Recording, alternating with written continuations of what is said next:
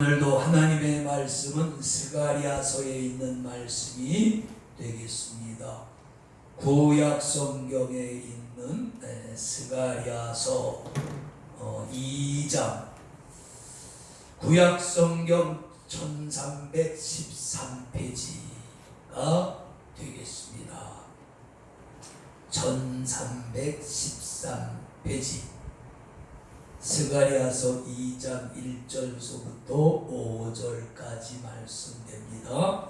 화면 참조하시고 본문 말씀 찾아서 읽으시고 함께 은혜 받도록 하겠습니다.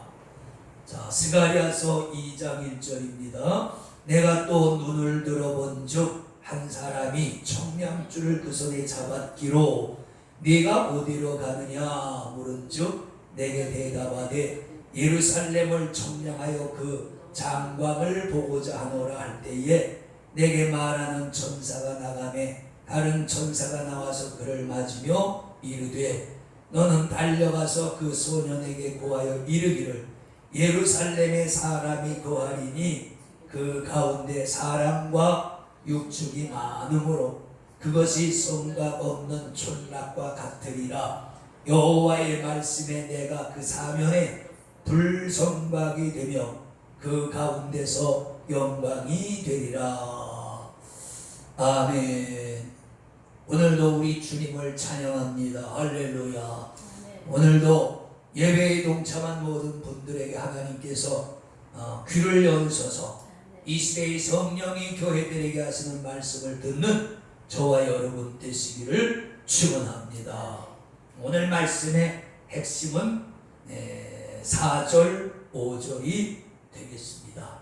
특별히 5절에 있는 말씀, 내가 그 사면에 예루살렘 사면에 불성곽이 되리라, 되어주리라. 그래서 성곽, 성벽, 그래서 하나님이 불로, 화용으로 다른 대적이 침범하지 못하도록 불로서 성벽이 보호막이 되어주시겠다라는 그런 약속의 말씀입니다. 이 스가랴서는 이스라엘 백성들이 그 바벨론이 70년 동안 포로로 잡혀갔다가 돌아와서 신앙생활 했을 때에 있었던 일이죠. 호세아와 스가랴를 통해서 무너진 예루살렘 성벽과 성전을 다시 건축하는 일에 희망과 소망을 불어넣어준 선지자들입니다. 그러니까 이때는 예루살렘이 보잘것이 없었죠. 막 포로에서 돌아왔으니까 복구가 다 되지 않았단 말이죠. 지금처럼 무슨 기계들로 일을 하는 시대가 아니고 손으로 다 일을 하던 시대니까 예루살렘 성벽과 성전이 다 완전히 주택들도 폐허가 된 상태에서 하나씩 손으로 재건해가는 상태에서 그 예루살렘 시가지를 보면 한숨밖에 나올 수가 없죠. 그래서 한숨 짓는 그 하나님의 백성들에게 하나님이 희망을 넣어주는 것입니다. 때가 이르면 내가 너희를 너희를 괴롭혔던 대적들을 멸망시키고 내가 예루살렘에 다시 사람들이 많게 하고 짐승들이 가득 넘치게 하시고 내가 다시는 너희가 침범당하지 않도록 내가 불성벽이 되어주겠다라는 그 소망의 말씀을 주시는 것이 오늘 우리 본문 말씀입니다. 자, 먼저 스가랴가 본 환상에 보니까 이번에는 청량줄을 잡은 천사가 내려왔다 그랬습니다. 한 사람이 청량줄을 그 손에 잡았기로 그래서 그 뭐 하려고 네가 그러느냐? 그러니까 예루살렘의 길이와 그 넓이 가로 세로를 이렇게 재보려고 내가 한다. 이게 청량이다. 청량 혹은 청량이라고 하는 말인데 땅을 재는 거죠. 땅의 면적, 이제 그런 것들 길이와 넓이 이런 것들을 재는 것인데 이게 이제 도시 계획이나 그다음에 건축할 때 그다음에 토목공사 기반을 이제 도시 기반이나 농지 기반을 닦을 때에 아주 기초적인 필요한 그런 이제 학문이죠. 그러니까 농지를 이렇게 이제 개량할 때 혹은 도시를 계획할 적에 도로를 건설할 적에 기본이 되는 것이 측량학입니다. 고대에서부터 이 측량학은 굉장히 발전됐는데 왜 이게 이 면적과 이 넓이를 알아야 거기에 길이 어떻게 나고 집이 몇 채쯤 들어가고 관공서가 들어가고 이런 계획이 나온단 말이죠.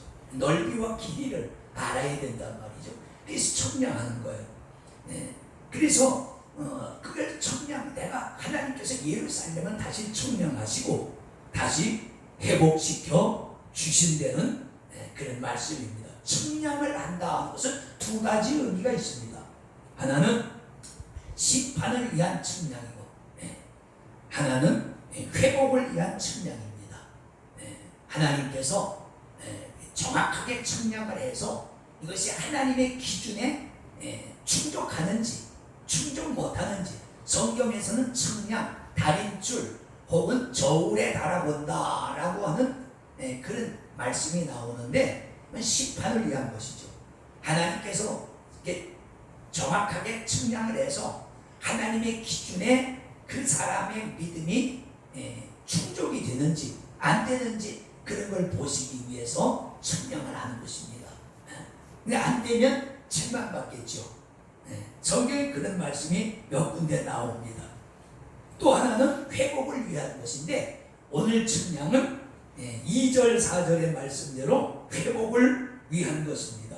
내가 어디로 가느냐 물은즉 내게 대답하되 예루살렘을 청량하여 그 장광을 길이와 넓이를 보고자 하노라 하며 내게 말하는 천사가 나가며 다른 천사가 나와서 그를 맞으며 이르되 너는 달려가서 그 소년의 고하에 이르기를 여기서부터가 중요 예루살렘에 사람이 거하리니 다시 거한다 그 말이죠. 그 가운데 사람과 육축이 많으므로 그것이 성곽 없는 총각과 같으리라. 그런데 이게 무슨 말이냐면 그 4절 말씀에 보면 예루살렘이 원래 인구가 많았었잖아요. 그런데 그 바벨론의 침략을 받아서 유다가 완전히 멸망하고 예루살렘이 폐허가 됩니다. 이제 그랬던 곳에 하나님이 축복을 하셔서 다시 이 사람이 많아진다는 거예요. 그 가운데 사람과 육축은 짐승들이죠. 소나 말, 닭이나 돼지 같은 걸 육축이라고 그러죠. 사람에게 유익을 주는 사람이 길러서 경제적 이익을 얻는 동물들을 육축이라고 하는데 그런 것들이 얼마나 많아지는지 성곽이 필요 없다라고 하면 성곽은 그 대적에게 침략을 받을 때 보호하는 그런 역할도 하지만 성곽이 경계선도 되는 것입니다. 우리나라하고는 좀 달라요. 우리나라는 대부분이 다 산성입니다. 그래서 산에다 성을 쌓고 전쟁이 일어날 때 대적이 쳐들어올 때는 군관민이 다 보따리 싸들고 산성으로 들어가서 적을 대항하여 싸우는 것이 우리나라의 산성이고 그런 필요성을 갖는 그런 성입니다. 근데 예루살렘이나 이 유럽 쪽은 성을 쌓고 그 성 안에 도시가 있습니다. 도시국가를 만들어서 성 안에 평상시에도 사람이 사는 거예요. 그래서 그 성과 그 성벽 안과 밖은 그냥 뭐 논밭이 될 수도 있고 산이 될 수도 있지만 성 안에는 사람이 사는 도시가 되는 거예요. 그래서 경계선도 되는 거예요. 근데 예루살렘에 사람의 인구가 너무 늘어나니까 성 안에만 집을 짓고 살게 좁아. 그래서 성 밖으로 자꾸 집을 짓다 보니까 성벽의 구분이 필요가 없다는 그런 말이에요. 인구가 생육하고 번성하고 땅에 충만해져서 어디가 어딘지 구분이 안 되는 거야. 지금 우리 보세요. 대한민국도 수도 서울만 처음에는 있었잖아요. 그런데 수도권 밖에 이게 부천, 인천, 의정부, 일산, 뭐 이런 도시들이 생겨다 보니까 우리는 알지만 외부에서 온 사람들은 어디까지가 서울이고 어디까지가 부천시고 부천에서 인천도 그냥 도로 하나 사이란 말이야. 그러니까 어디가 어느 시인지 구분이 안 되는 거야. 왜? 인구가 자꾸 늘어나니까 그런 거예요. 하나님께서 다시 예루살렘을 부흥시키고 발전시키셔서 성벽이 구분이 됐던 것을 지나서 이제 성벽의 구분이 필요 없는 그런 생육하고 번성하는 시대가 다시 올 것이다 라는 그런 희망을 주는 말씀이 되는 것입니다. 그렇죠. 하나님의 축복과 하나님의 은혜와 또 하나님께 대한 믿음은 그래 경계선을 넘어가야 되는 거죠. 그렇죠. 그래서 우리 믿음도 내 안에만 있는 것이 아니라 내 바깥으로 나와서 실행이 돼야 되고, 우리 교회도 교회 안에만 있는 것이 아니라 교회 밖으로 나가서 하나님의 사랑이 실현돼야 되고, 그렇잖아요. 국가도 잘 되는 국가들은 나라를 벗어나서 세계화, 그죠? 그걸 세계화라고 그러잖아요. 세계화가 되는 나라가 선진국이고 잘 되는 나라입니다. 근데 안 되는 나라들은 담을 쌓고 우리끼리 살자 그러잖아요. 북한 같은 경우 보세요. 독재국가 아들이 대부분 그러죠. 담을 쌓고 우리끼리 산다. 그렇게 굉장히 좋은 소리 같지만 지금 같은 시대에는 혼자서 못 삽니다. 서로 교역을 하고 서로 교제를 하며 살아야지. 세계화 시대에는 담을 쌓고 철저함을 쌓고 우리는 우리끼리 산다 그러면 그것은 굶주릴 수밖에 없고 뒤처질 수밖에 없는 그런 것이라는 거예요. 하나님께서 예루살렘 성벽을 넘어서 사람들이 충만해지고 육축이 충만해지는 다시 번성해지는 시대가 올 것이다 라는 말씀이고, 자, 그 다음에 또 한 번은 마지막으로 뭐냐면 그 5절에 보면은 그런 말씀, 여호와의 말씀에 내가 그 사면에서 불성벽이 되며 그 가운데서 영광이 되리라. 하나님께서 이제는 다시는 너희가 대적에게 침략을 받지 못하도록 않도록 내가 불성벽이 되어 주리라는 약속입니다. 여러분, 이게 이제 여기서만 나오는 게 아니라 이미 이사야 시대에 하나님께서 말씀하셨어요. 이사야 4장 그 5절에 보면은 하나님이 그런 말씀을 하셨어요. 이사야 4장 5절 제가 읽어드립니다. 여호와께서 그 거하시는 온 시온산과, 시온산은 예루살렘에 있는 산입니다.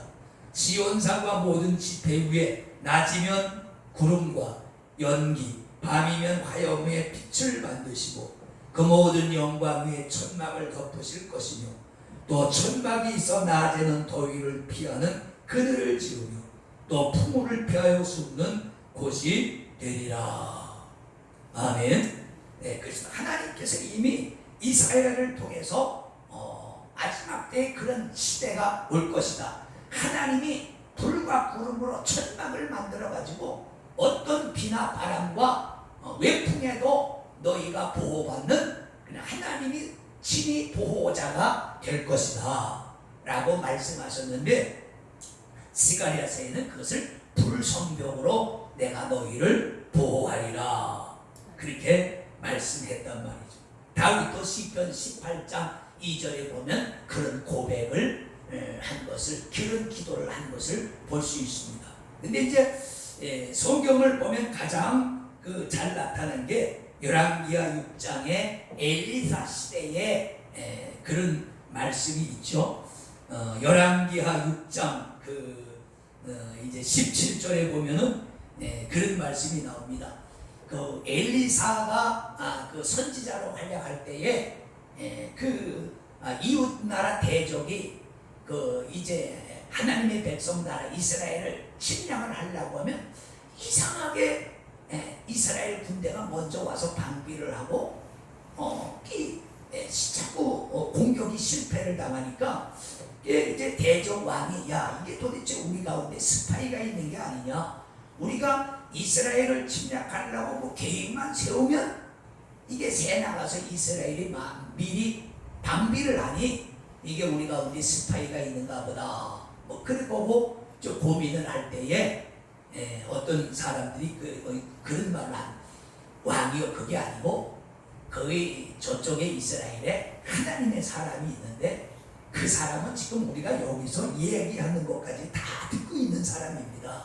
그러니까 이스라엘을 칠 거 아니라 그 사람을 먼저 잡아야 됩니다. 그러니까 오 그래? 그 사람이 어디 있는데 그쪽 어디에 그 성에 있습니다. 그래서 그 대적들이 많은 군대를 그 엘리사가 있는 그런 이제 성으로 보내죠. 가서 엘리사를 잡아라. 보니까 이제 대적들이 와서 엘리사가 이제 묵고 있는 도단이라고 하는 그 성을 포위를 하죠. 아침에 엘리사의 몸종이 일찍 일어나서 산책을 하려고 이렇게 나와보니까 세상에 대적이 자기들이 있는 성을 뺑이 둘러 몇 겹을 둘러싸서 공격을 하려고 하는 거예요. 그러니까 이 종이 엘리사에게 헐떡벌떡 뛰어와가지고선 큰일 났습니다. 주인이 왜 그러냐, 대적들이 지금 우리 성을 완전히 몇 급으로 포위하고 우리가 도간이든 쥐가 있습니다.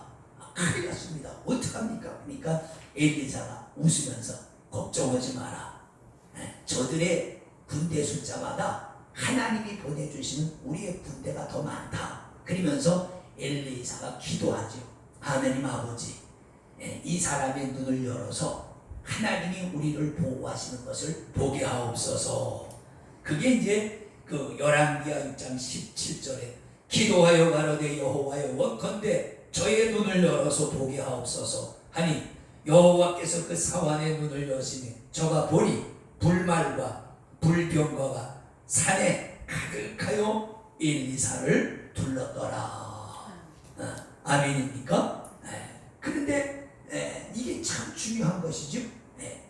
다른 사람은 보지 못했어도 하나님의 사람 영안이 열린 엘리사가 보니까 하나님이 보내신 천사들 군대들이 불말과 불병거가 온 엘리사를 향해서 또 둘러서서 보호하고 있더라. 그런 말씀이죠. 그래서 여기서도 엘리사가 이스라엘 백성으로 하여금 승리하게 만드시죠. 그런 거예요. 우리는 볼 수 없지만 하나님이 우리를 지켜주시는 것입니다. 이것이 옛날에나 그런 것이 있어요. 하나님은 어제나 오늘이나 동일하시죠. 옛날에는 되고 지금은 안 되면 그럼 하나님은 옛날에는 능력 있고 지금은 무능한 하나님이냐? 그런 게 아니죠. 하나님은 지금도 살아서 역사하십니다. 그래서 성경에는 그런 표현을 하나님은 살아계신 하나님이시다. 여기서 살아계시다고 하는 것은 단순히 살아있다는 게 아니라 산 사람은 역사를 하잖아요. 사람이 살아있으면 일을 하고 일을 만들고 일을 계획하고 하잖아요.